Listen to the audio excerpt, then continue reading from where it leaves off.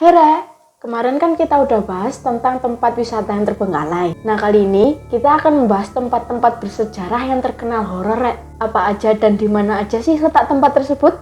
Mari kita bahas.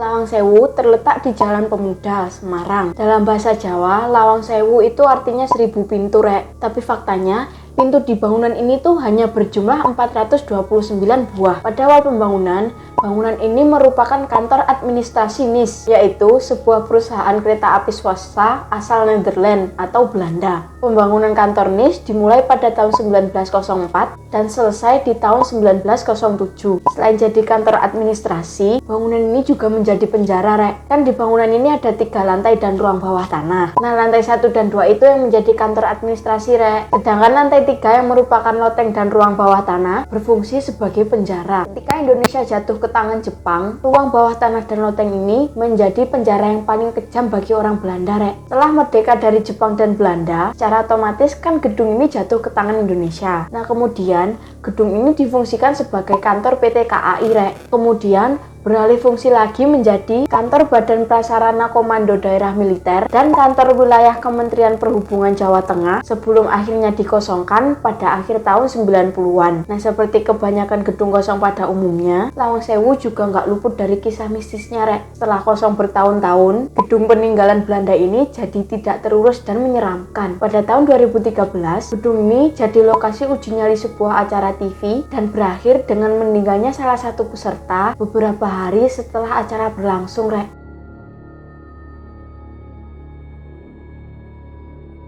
Ada juga video yang memperlihatkan seorang pria Tambun tengah uji nyali di gedung ini dan dia didatangi kuntilanak, Rek. Tapi maaf ya, Rek, aku nggak bisa kasih videonya di sini karena takut copyright gitu, Rek. Nah, karena beberapa kisah horor inilah, gedung ini pernah dinobatkan sebagai bangunan paling menyeramkan kedua di benua Asia.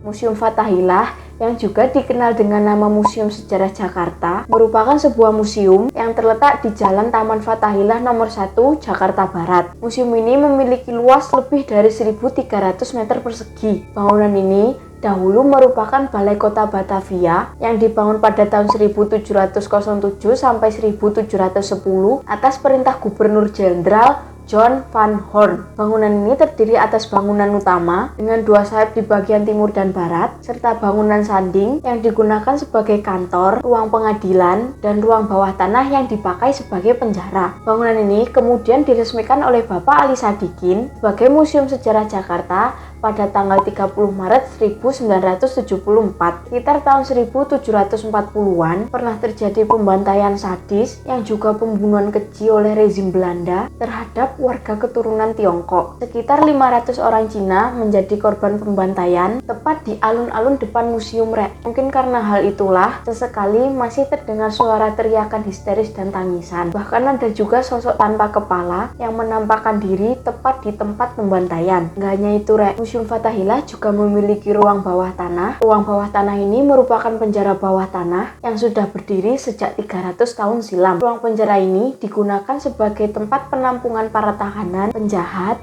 dan tokoh masyarakat yang memberontak terhadap pemerintahan Belanda. Para tahanan sekitar 500-an orang dimasukkan ke dalam ruangan ini, Rek. Mereka disiksa dengan sadis, dibiarkan kelaparan, hingga dibiarkan mati membusuk. Nah, karena itulah area ini kental dengan nuansa mistis, Rek. Mulai dari suara aneh, bau anyir dan amis darah, hingga sosok bayangan hitam seringkali terlihat di area ini. Terdapat juga penampakan 3 anak kecil yang wujudnya sudah tidak karuan, juga pria dan wanita yang menggunakan busana khas Belanda dengan bentuk yang sudah hancur.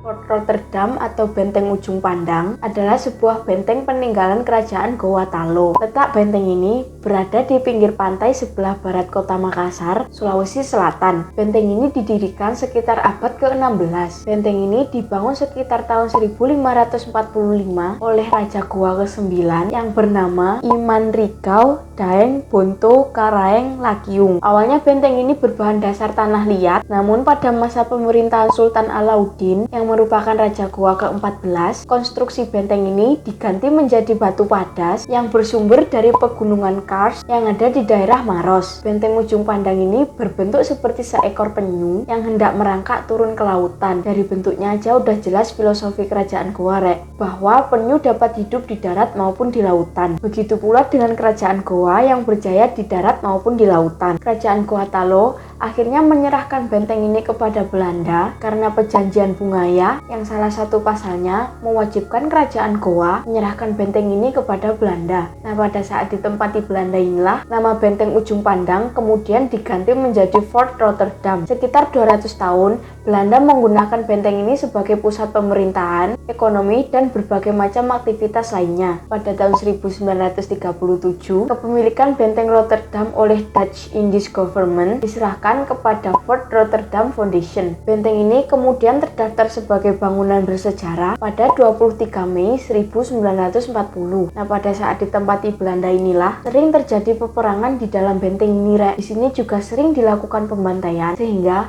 banyak mayat pasukan kolonial Belanda di dalam benteng ini. Hal inilah yang membuat benteng Fort Rotterdam terasa angker. Beberapa pengunjung mengatakan pernah melihat sosok yang berpakaian seperti tentara Belanda dengan dada berlumuran darah. Ada juga seorang warga yang mengatakan pernah melihat sosok wanita mengenakan gaun putih berdiri mematung di salah satu lorong benteng ini. Terdapat juga kisah pilu, yaitu seorang wanita bernama Sumiati yang tewas gantung diri di kawasan benteng ini, Kabarnya, Sumiati merupakan korban pemerkosaan yang membuatnya frustasi dan memilih untuk mengakhiri hidupnya. Kisah ini pun menjadi urban legend di daerah Makassar. Dari kisah Sumiati inilah muncul aturan yang melarang seorang pria mengenakan pakaian merah ketika berkunjung di tempat ini, karena salah satu pelaku yang memperkosa Sumiati ini katanya berpakaian merah. Nah, itulah tempat wisata sejarah yang angker dan horor dengan berbagai kisahnya. Mohon maaf kalau ada kesalahan dalam pelafalan nama atau tempat yang aku sampaikan ya, Kalau ada kekurangan atau bahkan salah informasi,